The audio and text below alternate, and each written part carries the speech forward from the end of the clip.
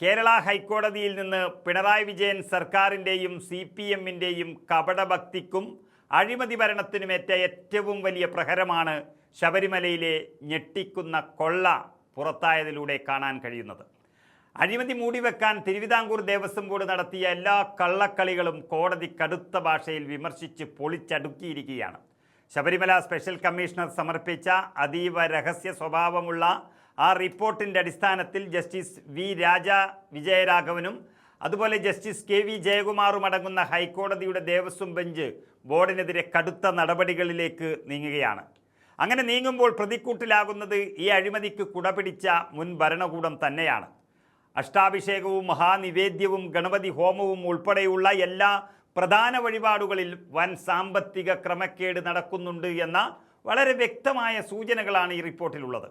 കോടികൾ മറിയുന്ന ശബരിമലയിൽ കൃത്യമായ ബില്ലോ വൗച്ചറോ പോലുമില്ലാതെ ലക്ഷക്കണക്കിന് രൂപയുടെ സാധന സാമഗ്രികൾ ഇങ്ങനെ വാരിക്കൂട്ടുന്നത് അഴിമതി സുഗമമാക്കാനാണ് എന്ന് കോടതി കൃത്യമായി നിരീക്ഷിച്ചു കഴിഞ്ഞു. ഭക്തരെയും കോടതിയെയും ഒരുപോലെ പറ്റിക്കാൻ ദേവസ്വം ബോർഡ് സമർപ്പിച്ച സത്യവാങ്മൂലം കേവലം ഒരു പുകമറ മാത്രമായിരുന്നു എന്ന് തെളിഞ്ഞിരിക്കുന്നു. സുതാര്യമല്ലാത്ത തങ്ങളുടെ പർച്ചേസ് രീതികളെയും കണക്കില്ലാത്ത ഇടപാടുകളെയും ന്യായീകരിക്കാനാണ് ബോർഡ് ശ്രമിച്ചത്. എന്നാൽ ഈ അനാവശ്യ ന്യായീകരണങ്ങളെ പൂർണ്ണമായും തള്ളിക്കളഞ്ഞ കോടതി ദേവസ്വം ബോർഡിൻ്റെ നിലവിലെ പ്രവർത്തന രീതി വൻ സാമ്പത്തിക തട്ടിപ്പുകൾക്ക് പരസ്യമായി വഴിമരുന്നിടുന്നതാണ് എന്ന് കൃത്യമായി നിരീക്ഷിച്ചു. ലക്ഷക്കണക്കിന് രൂപയുടെ സാധന സാമഗ്രികൾ വാങ്ങിക്കൂട്ടുമ്പോൾ അതിനടിസ്ഥാനപരമായ ഒരു ബില്ലോ വൗച്ചറോ പോലുമില്ലാതെ എങ്ങനെ മുന്നോട്ട് പോകാൻ കഴിയുമെന്നാണ് കോടതി ചോദിക്കുന്നത്. സാധാരണക്കാരൻ ₹1 ചെലവഴിച്ചാൽ അതിന് കൃത്യമായ കണക്ക് ചോദിക്കുന്ന നിയമ സംവിധാനമുള്ള ഒരു നാട്ടിലാണ് ഭക്തർ സമർപ്പിക്കുന്ന കോടികളുടെ വഴിപാട് പണത്തിന് യാതൊരുവിധ ഉത്തരവാദിത്വമില്ലാതെ ദേവസ്വം ബോർഡ് കൈകാര്യം ചെയ്യുന്നത്. ഈ കള്ളക്കളിക്ക് പിന്നിൽ ആസൂത്രിതമായ വലിയൊരു അഴിമതി ശൃംഖല തന്നെ ഉണ്ട് എന്ന പ്രതിപക്ഷത്തിൻ്റെ ആരോപണങ്ങൾക്ക് അടിവരയിടുന്നതാണ് കോടതിയുടെ ഈ കടുത്ത ഇടപെടൽ. ഇത്രയും കാലം സുരക്ഷിതമായി മൂടിവെച്ചിരുന്ന അഴിമതിയുടെ ആഴം അളക്കാൻ അതിന് ഇക്കുറി കോടതി തന്നെ തീരുമാനിച്ചിരിക്കുകയാണ്.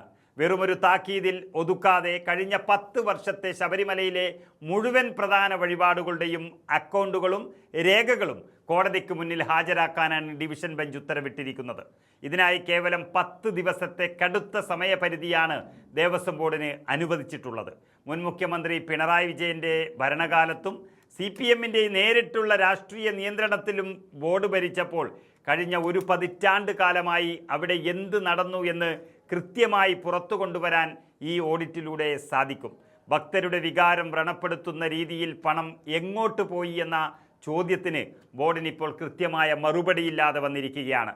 മുൻകാലങ്ങളിൽ ശബരിമലയിൽ പലവിധ വിവാദങ്ങൾ ഉണ്ടാക്കിയവർ തന്നെ ഇപ്പോൾ അവിടുത്തെ ഭക്തരുടെ പണം ബില്ലും വൗച്ചറുമില്ലാതെ മുക്കുകയായിരുന്നു എന്ന രാഷ്ട്രീയ ആയുധമാണ് ഇപ്പോൾ ചർച്ചയാകുന്നത്.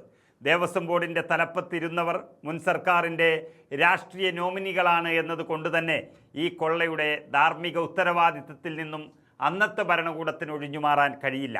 മുൻ മുഖ്യമന്ത്രിയുടെ കീഴിലുണ്ടായിരുന്ന ആഭ്യന്തര വകുപ്പും വിജിലൻസും ഇത്രയും കാലം ഈ കൊള്ളയൊന്നും അറിഞ്ഞില്ലേ എന്ന ചോദ്യം ജനങ്ങൾക്കിടയിൽ അതിശക്തമായി ഉയർന്നു കഴിഞ്ഞു. കോടതിയുടെ ഈ ഇടപെടൽ വെറുമൊരു ഭരണപരമായ തിരുത്തലല്ല, മറിച്ച് അഴിമതിക്കാരുടെ മുഖത്തേറ്റ കനത്ത പ്രഹരമാണ്. വരും ദിവസങ്ങളിൽ 10 വർഷത്തെ കണക്കുകൾ കോടതി പരിശോധിക്കുമ്പോൾ കോടികളുടെ അഴിമതിക്ക് പിന്നിൽ പ്രവർത്തിച്ച രാഷ്ട്രീയ ഉദ്യോഗസ്ഥ അവിശുദ്ധ കൂട്ടുകെട്ടിൻ്റെ യഥാർത്ഥ വിവരങ്ങൾ പുറത്തുവരുമെന്ന് ഉറപ്പാണ്.